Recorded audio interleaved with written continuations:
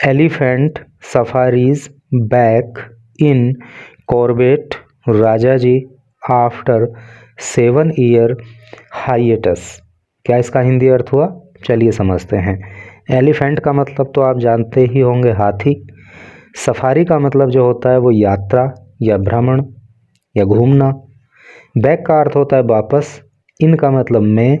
Corbett, Corbett जो है park का नाम है, राजाजी भी पार्क का नाम है। आफ्टर बाद 7 ईयर 7 साल के हाइएटस, हाइएटस का मतलब होता है अंतराल, जिसको गैप बोल देते हैं। तो कहने का मतलब यह है कि 7 साल के अंतराल के बाद कॉर्बेट में और राजाजी पार्क में जो एलिफेंट सफारी है वो फिर से शुरू हो गई है। देख भी पा रहे होंगे आप कि कुछ लोग हाथी पर बैठ कर के ये इन पार्क में यात्रा का आनंद ले रहे हैं। और नीचे लिखा है कुछ, उसको पढ़ते हैं ज़रा। बहुत छोटा करके लिखा है लेकिन मैंने जूम कर लिया है, और चाहो तो अपने फ़ोन में भी जूम कर लेना। और यहाँ लिखा है राधा एंड रंगीली, ये इन हाथियों के नाम है। Radha and Rangili took, take की सेकंड फॉर्म टुक होती है, तो राधा और रंगीली ने लिया विजिटर्स, यात्रियों को, दर्शकों को, ऑन ए राइड, वो राइड पे ले गई, है नी, यानी कि पीठ पे बैठा के घुमाने ले गई। इन चिल्ला जोन, चिल्ला जोन में ऑफ राजाजी पार्क में, ठीक है। तो राजाजी पार्क का जो चिल्ला जोन है तो उसमें राधा और रंगीली ने विजिटर्स को, विजिटर का मतलब जानते हैं आप, पर्यटकों को, है नी, अपनी पीठ पे बिठाया और वो घुमाने के लिए ले गए।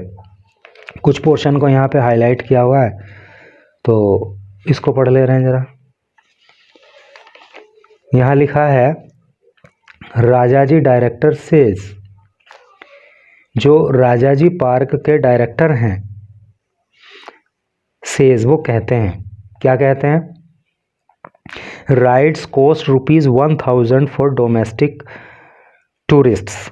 जो राइड है यानी कि हाथी पर सवार होकर के अगर आपको जंगल सवारी यानी कि पार्क के अंदर सफारी करनी है तो कॉस्ट, उसकी कीमत लगेगी कितनी? ₹1000। तो 1000 रुपये आपको देने होंगे फॉर डोमेस्टिक टूरिस्ट। डोमेस्टिक का मतलब घरेलू अर्थात इंडिया का, टूरिस्ट का मतलब पर्यटक। अगर कोई भारत का पर्यटक है, भारत का रहने वाला है और वो ये राइड करना चाहता है, एलिफेंट सफारी करना चाहता है, तो उसको 1000 रुपये देने होंगे।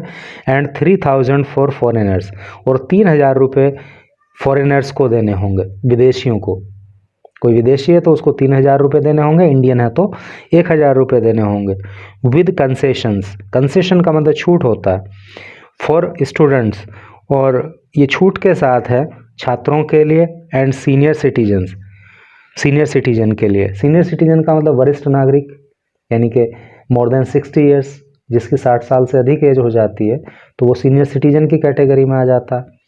तो जो वरिष्ठ नागरिक हैं या जो छात्र हैं उनको छूट भी दी जाएगी, कंसेशन भी रहेगा। ए 2 किलोमीटर स्ट्रेच, एक 2 किलोमीटर का जो स्ट्रेच है, स्ट्रेच का मतलब क्या होता है? रास्ता, फैलाव, है नी। तो 2 किलोमीटर की जो यात्रा है इज कवर्ड, वो कवर की जाएगी इन नियरली, लगभग 1.5 आवर्स, 1.5 घंटे में।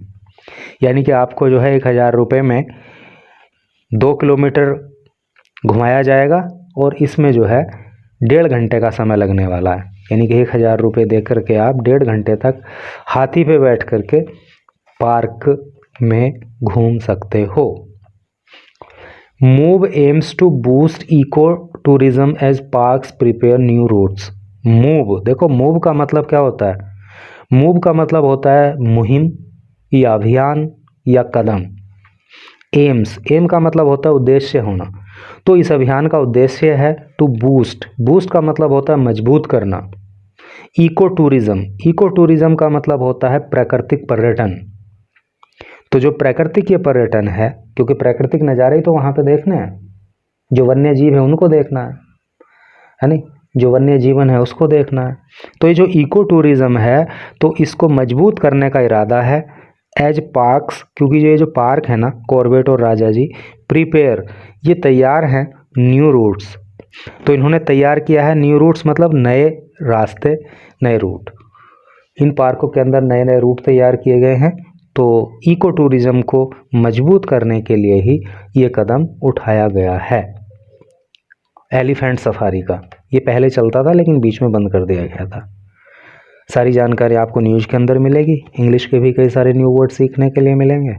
तो चलिए पढ़ते हैं आगे।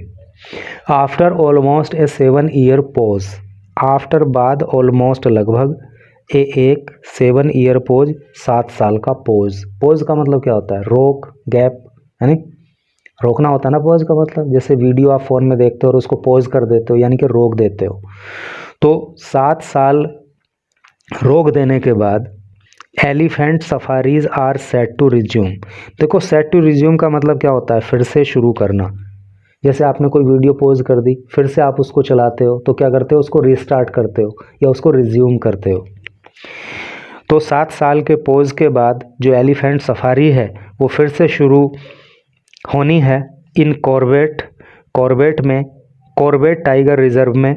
पूरा नाम जो है इसका कॉर्बेट टाइगर रिजर्व है। फ्रॉम दिसंबर महीने से शुरू हो जाएगी। वाइल दे स्टार्टेड, वाइल जबकि दे उन्होंने स्टार्टेड शुरू कर दिया है इन राजाजी नेशनल पार्क। पूरा नाम इसका राजाजी नेशनल पार्क है। तो राजाजी नेशनल पार्क में ये एलिफेंट सफारी शुरू कर दी गई है फ्रॉम मंडे से, यानी तो राजाजी में शुरू कर दिया गया है और कॉर्बेट में दिसंबर से शुरू हो जाएगा। 2 एलिफेंट्स, 2 हाथी जिनके नाम है Radha and Rangili, took visitors on a ride, वो टुक ले गए विजिटर्स पर्यटकों को ऑन ए राइड पे इन चिल्ला जोन। राइड का मतलब आप समझ गए ना, राइड का मतलब सवार होना, चढ़ना, सवार होकर घूमने जाना। चिल्ला जोन में ले गए वो पर्यटकों को, टूरिस्ट को या विजिटर्स को ऑफ राजाजी पार्क में। Marking the parks return to the traditional mode of wildlife viewing. Marking, और इसने मार्क किया, इसने चिन्हित किया, इसने दिखाया द पार्क्स रिटर्न, कि पार्क का रिटर्न हो गया है, पार्क की वापसी हो गई है to the traditional mode. Traditional का मतलब होता है परंपरागत, मोड का मतलब तरीका, परंपरागत तरीके में of wildlife viewing. Wild life का मतलब होता है वन्य जीव या वन्य जीवन। व्यू का मतलब होता है देखना। तो कहने का मतलब यह है कि जब ये टाइगर सफारी नहीं भाई, एलिफेंट सफारी शुरू हुई तो इसको देख करके लगा कि अब जो है पार्क अपने पहले फॉर्म में लौट आया है, क्योंकि 7 साल पहले भी एलिफेंट सफारी होती थी, बीच में रोक दिया गया था। तो जो इसका परंपरागत तरीका इस पार्क के अंदर वन्य जीवन को दिखाने का रहा, ऐसा लगा कि अब वो वापस आ गया है। पार्क ऑथोरिटीज़ सेड, जो पार्क की ऑथोरिटीज़ हैं, ऑथोरिटी का मतलब अधिकारी से होता है। तो जो पार्क के अधिकारी हैं, सेड उन्होंने कहा, chief park authorities said chief wild life warden, जो वाइल्ड लाइफ वार्डन के चीफ हैं, जो अध्यक्ष हैं, नाम है रंजन मिश्रा, जिनका नाम रंजन मिश्रा है, हैड रिसेंटली इशूड। रिसेंटली का मतलब हाल ही में, इशू का मतलब जारी करना। तो उन्होंने हाल ही में जारी किया है डायरेक्शंस, दिशा निर्देश, टू द डायरेक्टरों को, ऑफ बोथ पार्क्स, दोनों ही पार्क के, टू रीस्टार्ट, कि वो रीस्टार्ट कर दें, फिर से शुरू कर दें एलिफेंट सफारीज, एलिफेंट सफारी को दिस सीजन, इस सीजन में, है नी। तो ये निर्देश जो है डायरेक्टर ने दिया है बाकी दोनों डायरेक्टर को। On Monday 9 tourists took the safari in Rajaji.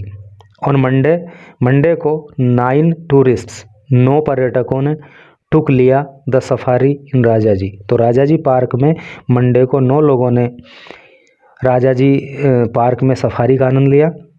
While over 6,000 visited since the park reopened. While जबकि ओवर 6,000 से भी अधिक लोगों ने विजिट किया है सिंस, जब से द पार्क रीओपन्ड, पार्क को फिर से खोला गया, यानी कि जब से पार्क फिर से खोला गया है लोगों के लिए। तब से 6000 से भी अधिक लोग वहाँ घूमने के लिए गए हैं। और मंडे को जो है 9 लोगों ने टाइगर सफारी भी, मतलब एलिफेंट सफारी भी की। Coco rose, director of Rajaji. Coco Rose नाम के एक व्यक्ति हैं, नाम थोड़ा सा अलग है, पहली बार सुन रहे हैं हम तो। कोको रोज, डायरेक्टर ऑफ राजाजी सेड।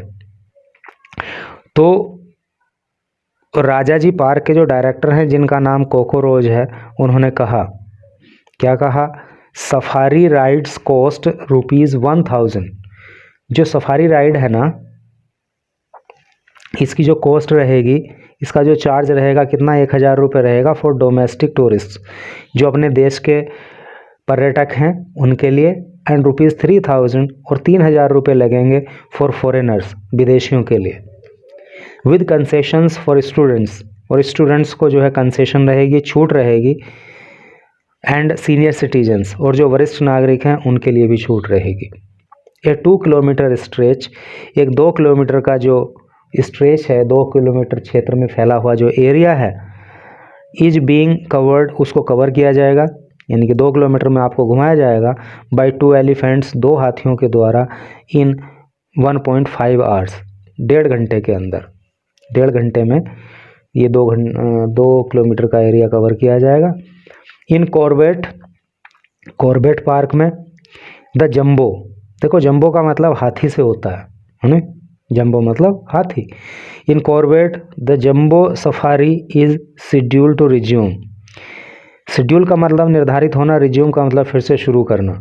तो कॉर्बेट में ये जो जंबो सफारी है, जो एलिफेंट सफारी है, वो फिर से शुरू होनी है फ्रॉम दिसंबर। कब से भाई? दिसंबर महीने से। इन बिजरानी एंड